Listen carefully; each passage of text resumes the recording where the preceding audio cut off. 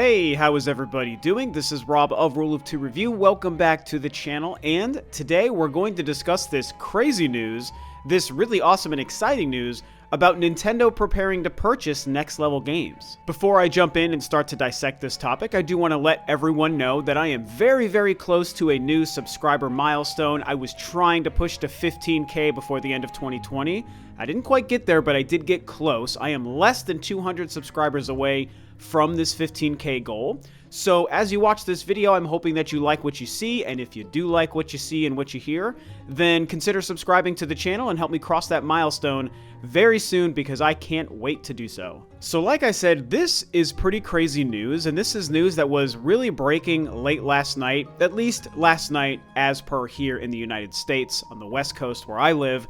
This was really starting to do the rounds, and all of a sudden, we get the news, Nintendo is going to be purchasing Next Level Games, which, like I said in the intro here, is really very exciting news. I am personally stoked about this. I think this is a great and very smart move for Nintendo. I would actually like to see them continue to make more smart moves like this. It feels like it's been a while, and when I say a while, I mean a long while, since we've seen Nintendo do something that feels this smart and this beneficial to them and their overall business. Of course, to really understand why this is such a big deal and potentially very exciting, you have to understand who Next Level Games is.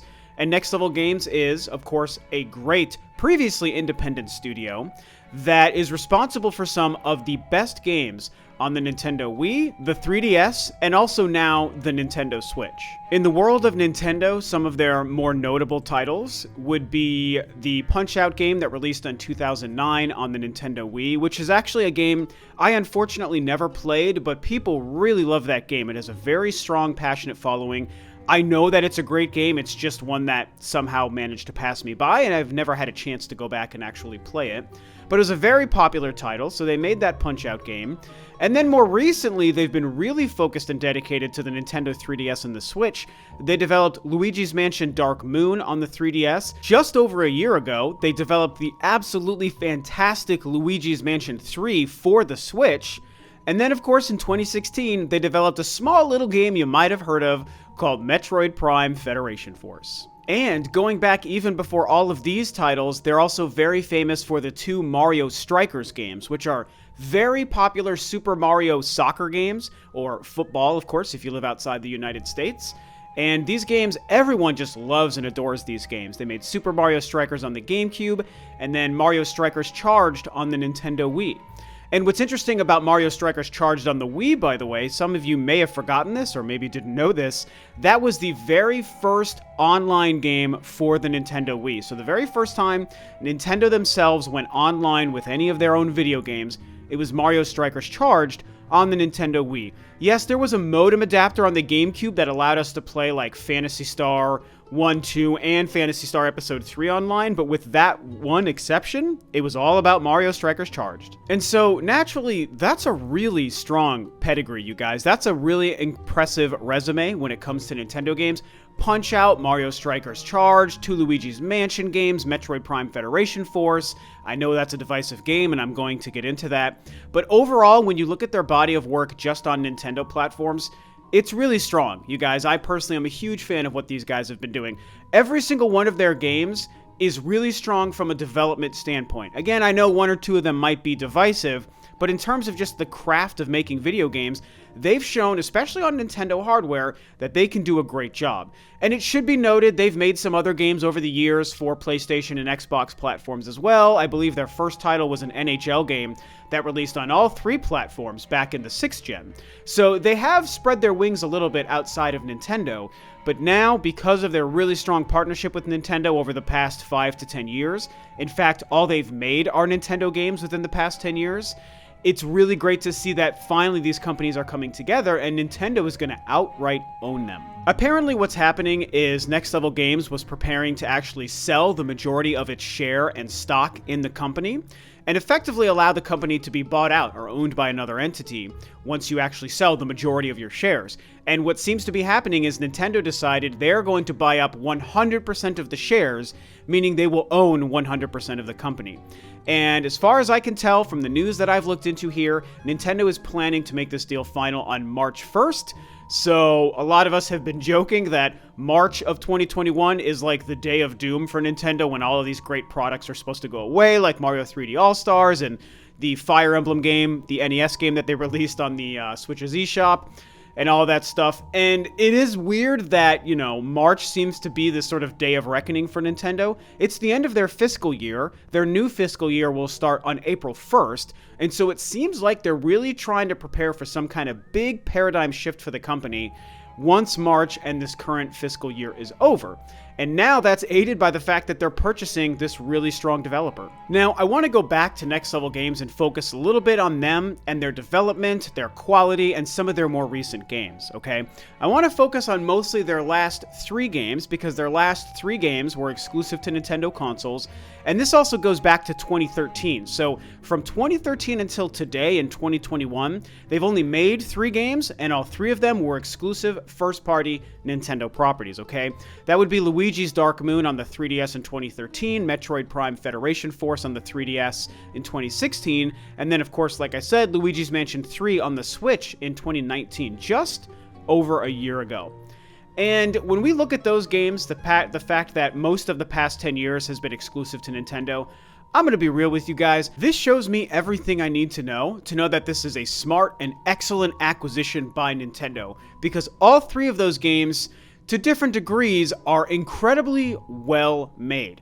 Now, I do want to focus on Metroid Prime Federation Force for a couple of minutes here, alright? Because I know it's kind of the big, the big elephant in the room is, oh, Metroid Prime Federation Force, that was a bad game, right? We hate that game. It was bad. It was downvoted like crazy on YouTube, and it didn't sell very well. It was a bad Metroid game and a bad game. And, you know, some of you may be very new to the channel within the last, couple of years since that game came out.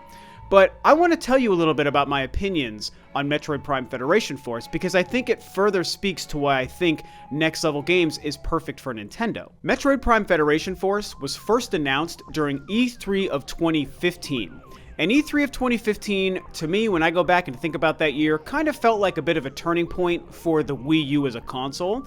I think it was the year, coming off of a super strong 2014, that a lot of us were thinking, this is it. This is the year Nintendo is going to show us. They're going to keep this amazing trajectory going. They're going to turn the Wii U into a super successful console. We're going to get a bunch of great games for it.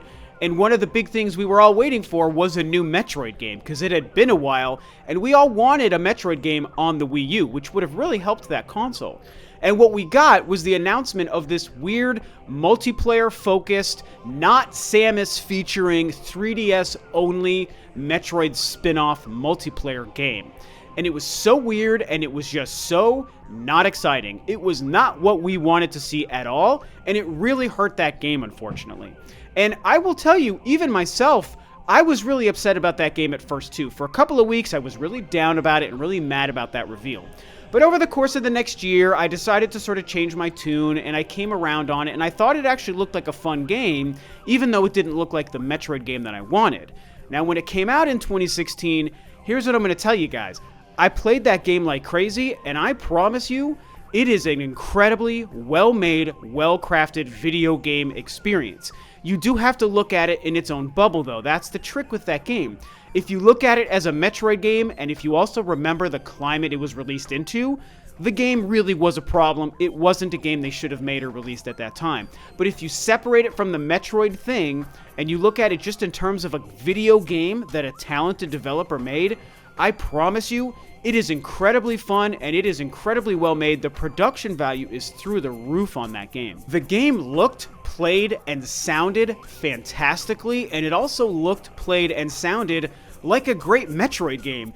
Ironically, if we were to just know that the character we were controlling was Samus and not some random chibi GFS trooper, it would have been actually a really good Metroid game, because again, the gameplay and the music, I want to stress to you guys, the music in that game was so quintessentially Metroid Prime. It is amazing. And the graphics were also wonderful, especially in 3D.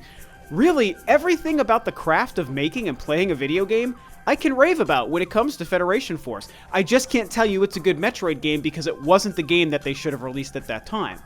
And so, all of this sort of hooting and hollering I'm doing about Metroid Prime Federation Force is to say that even their most divisive and controversial game in the past few years was actually a really good video game. Just because it was a bad Metroid game doesn't mean it's a black mark on their record. And of course, the same thing goes for the two Luigi's Mansion games and then the Mario Strikers games, all of which I played and very much enjoyed. In fact, Luigi's Mansion 3 is spectacular. That is easily a top 10 Nintendo Switch title for me. I think that game was wonderful. Again, Punch-Out was just unfortunately not a game I played, so I can't tell you that I loved it. All I can say is that most people loved it, so clearly, all of this is to say, when you combine Next Level Games and Nintendo, it seems like the perfect match. And so the last thing I want to focus on here before I end up wrapping this video up is to just state that I really love this move by Nintendo. It's very smart. This is the kind of smart move by the company that I think a lot of us wish we saw more often. It feels like we've seen so much progression and evolution and movement forward from Microsoft and Sony the past few years. Granted, because they were building up to release brand new next generation consoles, so that is normal. But whereas we've seen them moving forward and having a lot of kinetic energy in their business, we haven't really seen that from Nintendo. Now, that's not to say that Nintendo's been doing anything bad or wrong, because we have to remember Nintendo's also been resting on the fact that they've got a great and very popular and successful console in the market. Switches continue to sell like crazy and break records. They keep releasing really good first-party games. Sometimes they're releasing last-gen ports, which is frustrating. But pretty much all of their new first-party offerings on the Switch have been wonderful games and have also sold very well. Again, evidenced by the fact that in 2020 alone, where they had one of their slowest years in a long time, they released one game, Animal Crossing New Horizons, that became one of the best-selling video games of all time in just a matter of 10 months. And so it's not that Nintendo hasn't been doing anything good, but what they haven't been doing is showing us any moves or progressions to kind of level up what they're doing in their business, right? They've been kind of just coasting and riding it out by releasing a couple of really good games every couple of months, and that's been fine. But now, with the acquisition of a new studio, the first time in a very long time, I think many of us can remember them making a big business move like that, it feels really good to see. And in my opinion, partly because we've seen Sony and Microsoft do so much for their business. Sony purchased Insomniac, Microsoft purchased 100 studios, including Bethesda. They both just released next-generation consoles, and now maybe we're seeing the first rumblings of Nintendo starting to make their own big moves to set up a really strong future in the coming years. And considering the fact that I myself feel in the coming years Nintendo's going to be releasing a next-generation console, it becomes that much more exciting. You guys know, I think 2022 or 23 could be the time we see the next successor to the Nintendo Switch. You know, whether we get a Switch Pro this year or not, I feel like their next generation is really not all that far off. And so buying a studio like Next Level Games means they might be securing something really awesome for the launch of that console. And I also think we might see a couple of other big business moves from Nintendo over the course of the next maybe year to 2 years. I mean, it could be really exciting. Maybe 2021 alone is going to hold some really big, exciting surprises for us. So that's what's going on. That's the way I see it, my personal breakdown, and that's why I'm excited, man. Because Next Level Games is a really strong developer. They've shown they can make great games when working with Nintendo on Nintendo hardware. They've worked in the Mario universe, the Punch-Out universe, the Metroid universe, the Luigi's Mansion universe. I mean, come on, these guys are perfect for the company, so this is great news. And so now that you've heard my thoughts and opinions, I want to hear your own thoughts and opinions. Discuss what I talked about today, share your own thoughts below, and with that, this video is a wrap. Thanks, of course, as always, for tuning in, guys. This is Rob of Rule of Two Review, and I'll catch you next time on another video.